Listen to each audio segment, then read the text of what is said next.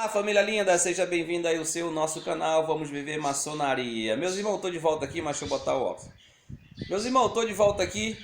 Eu ia deixar para fazer esse vídeo segunda-feira, né? Mas eu não aguento. Aliás, é necessário, porque enquanto tá quentinho aqui o raciocínio, né? Veio um irmão aqui no meu WhatsApp, que ele veio dizer que o que eu falei em relação ao ritual de mestre talado, eu fugi da tradição maçônica. Ele quis dizer para mim que o ritual de mestre talado tem, de fato, tradição maçônica, tem regularidade, tem originalidade. E que eu deveria aplicar na nossa potência o ritual de instalação. Porque se eu não aplicar o ritual de instalação, eu estarei fora da tradição maçônica. Eu estou falando assim, bem flexível, porque ele não foi ignorante, ele simplesmente não teve o conhecimento, ele não entrou digamos assim, dentro de um contexto comprobatório. Ele simplesmente disse que eu não teria tradição, nós não teríamos tradição.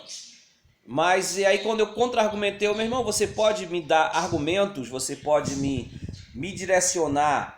De fato, o que você está falando tem argumento na tradição maçônica, dentro dos 8 pontos de reconhecimento, dentro dos landmarks, dentro da Constituição, ou seja, dentro do que consiste a maçonaria especulativa, ou simplesmente você está falando por você, ou simplesmente por aquilo que você foi levado a acreditar. Então se ficou o silêncio, se perpetuou o silêncio até fúnebre, porque ele não teve contra-argumento, né? Mas, como vocês me conhecem, eu não falo se eu não tiver uma base, eu não chego aqui falando porque alguém me falou, né? Eu procuro falar dentro de uma tradição maçônica, dentro de uma regularidade, dentro de uma originalidade e etc. Veja bem, quando eu faço a seguinte afirmação, esse ritual praticado hoje pela maçonaria brasileira, Grande Oriente, Grandes Lojas, Grandes Orientes estaduais, ou até mesmo as potências que vêm a existir, que estão existindo e existe, que pratica-se o ritual de instalação de um mestre, né? Que manda-se o mestre do grau simbólico cobrir o tempo para se praticar um outro ritual à parte, não tem tradição maçônica, eu falo com conhecimento de causa, certo? Mas, eu repito, é um direito seu praticar esse ritual. Vocês estão cometendo um pecado, vocês vão para o inferno? Vocês estão cometendo um absurdo? Não, é um direito de cada potência maçônica administrar os seus graus simbólicos de acordo com o que assim eles desejarem. Mas você não pode vir a dizer que é uma tradição, que é de fato estar dentro de uma regularidade de origem, que de fato foi praticado e é praticado por todas as potências mundiais. Você não tem base para fazer essa afirmação. Você tem base para falar o que você quer falar, você tem esse direito. Mas você dizer que tem uma tradição maçônica esse ritual, que, como eu disse, que foi aplicado, foi adotado pelas grandes lojas nacionais, que anteriormente, antes que existissem as grandes lojas nacionais no Brasil, não existia esse ritual, foi algo aplicado pelas grandes lojas e que depois foi aplicado, aceito pelo Grande Oriente do Brasil em 1964 e que hoje nós da Grande Loja Unida Tacerat estamos abolindo. Assim como eles criaram, nós não vamos vivenciar isso. Ou seja, algo que foi criado, que não está dentro de uma tradição, dentro de uma originalidade, não pode dizer que tem regularidade de origem. É isso que vocês não estão conseguindo entender. Mas pode ser aplicado? Pode. Eu não vejo pecado nenhum. Vocês não vão para o inferno se não aplicar ou se aplicar. É um direito individual de cada potência. A autonomia de cada potência. Mas você querer dizer que tem a originalidade, que tem a regularidade, não tem, infelizmente. Vamos lá. Você que nos contra-argumentou. Me traga, de fato, se a grande loja da Inglaterra, ela pratica esse ritual dentro dos graus simbólicos. Me traga fatos históricos Me traga mesmo, ou seja, documentações, né? Ou seja, me prove que a grande loja unida da Inglaterra, ela faz esse ritual como é praticado aqui no Brasil, certo? Daqui a pouco eu vou falar como, assim, superficialmente como é praticado aqui no Brasil. Me diga, ou se na grande loja unida da Inglaterra é simplesmente o mestre maçom empossado, ou seja, aquele ritual de posse, né, que acontece quando o venerável já é venerável mestre, né, ele já é venerável mestre, e aí ele vai permanecer no cargo, então ele passa por uma liturgia de posse. É isso que é praticado praticamente na maçonaria mundial, certo? Me diga se de fato nos 8 pontos de reconhecimento existe entre os graus simbólicos, aprendiz, companheiro e mestre, existe um 4º grau. Existe um 4º grau? Me diga se existe um 4º grau, um quarto ritual dentro da maçonaria simbólica, autorizado, ou seja, com regularidade, com tradição maçônica, dentro da maçonaria simbólica haja um 4º ritual. Me diga. Se a maçonaria é só você ser racional, é só você aceitar o aceitável. Me diga, se há espaço dentro da maçonaria, como diz o 5º ponto de reconhecimento da Grande Loja Unida da Inglaterra, que uma maçonaria regular, reconhecida, com tradição, deve ter 3 graus simbólicos, que a potência deve ser autônoma sobre esses graus simbólicos. 3 rituais. Eu tenho de posse aqui o ritual de aprendiz, de companheiro e de mestre. Isso eu estou obedecendo à tradição maçônica. 3 rituais. Um 4º ritual não subsiste, não tem tradição dentro dessa matéria, dentro dessa temática, o que consiste a maçonaria dentro do seu ponto de reconhecimento. Me diga se nos landmarks, nos 25 landmarks de Mackay, faz menção a um 4º ritual. Um 4º ritual. Me diga. Me diga se na Constituição de Anderson faz menção a um 4º ritual dentro da maçonaria simbólica? Me diga. São perguntas que eu quero resposta. Agora, como se acontece aqui no Brasil, dentro da maçonaria simbólica, essa ritualística? Eu já falei no vídeo. Olha, mas eu vou falar aqui bem rapidinho. Olha, abre-se, quando vai haver uma instalação, né, de um mestre maçom, dentro dessa conformidade, dentro do que consiste a maçonaria brasileira, mediante a grande loja. Vou nem usar o Grande Oriente do Brasil, vou usar as grandes lojas. Mediante as grandes lojas que adotaram como verdade, dentro dos seus padrões ritualísticos, consiste o seguinte: abre-se a loja no grau de aprendiz,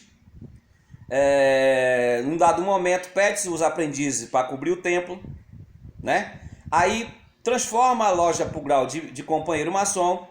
Em um dado momento pede-se para o companheiro cobrir o templo e fica só os mestres maçom.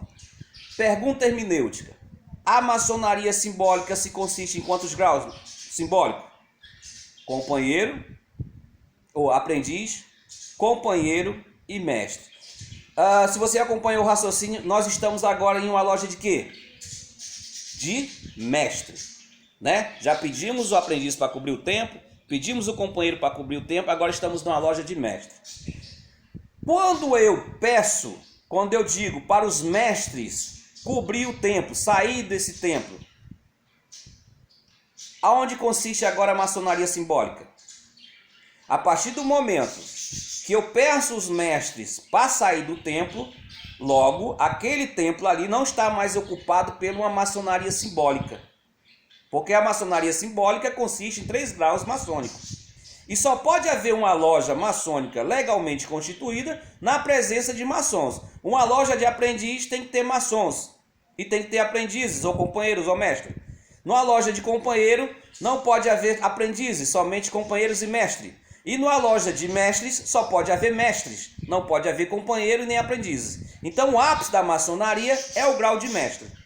A partir do momento que eu peço para que os mestres cubram o templo, aí eu não vou aqui, por uma questão de ética, eu não vou aqui dizer se o esquadro ou o compasso são fechados, né? Aí fica esse bizu para vocês.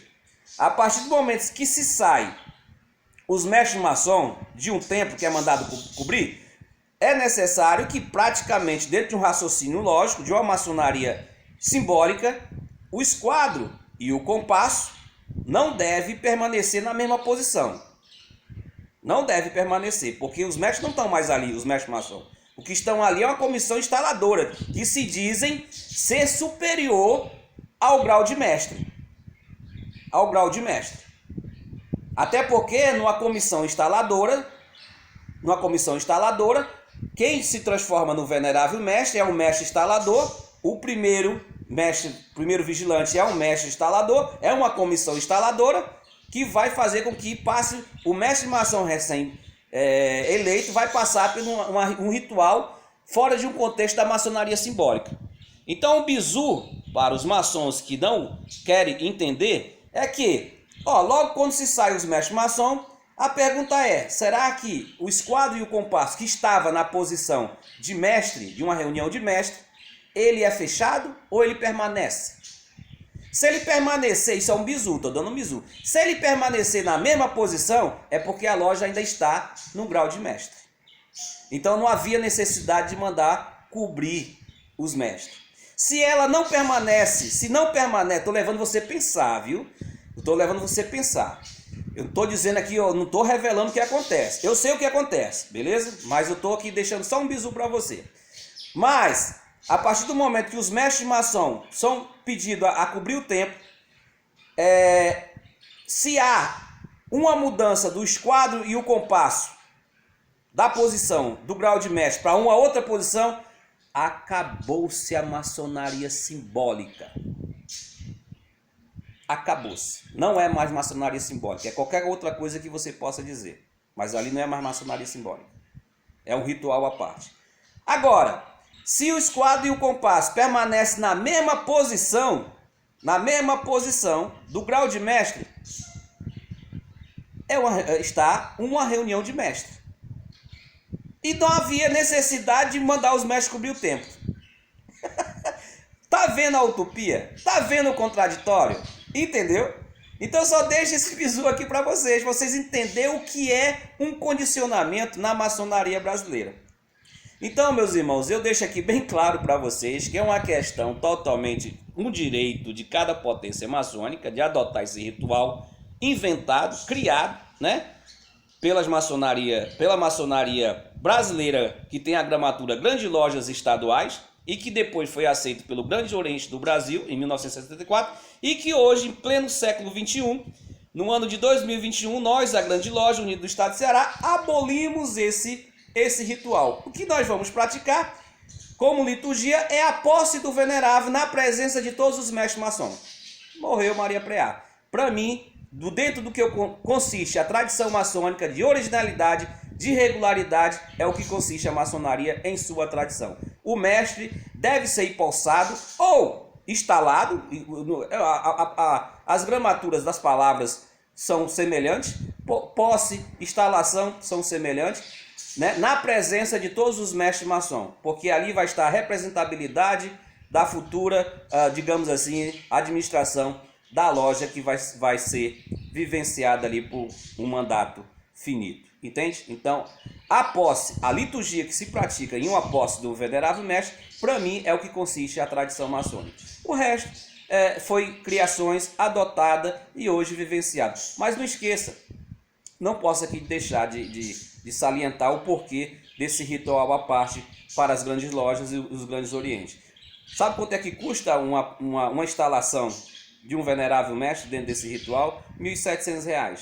Aí tu vê aí a cada 2 em 2 anos, né, o que a grande loja, e vai todo para a grande loja, viu? E quem pratica o rito são os irmãos, aquela coisa que sempre eu falo do mercantilismo na maçonaria nacional. Então é muito viável para as potências maçônicas permanecer com esse rito de instalação, é muito viável, né? A cada 2 em 2 anos ganhar 1.700 conto aí, isso eu estou falando de grande loja, imagine de Grande Oriente, que tem milhares de lojas no Brasil, a cada 2 anos a pancada em dinheiro que vai para o Grande Oriente do Brasil. Então é muito cômodo. Por isso que o Grande Oriente, que não vivenciava esse ritual, aceitou assim de imediato.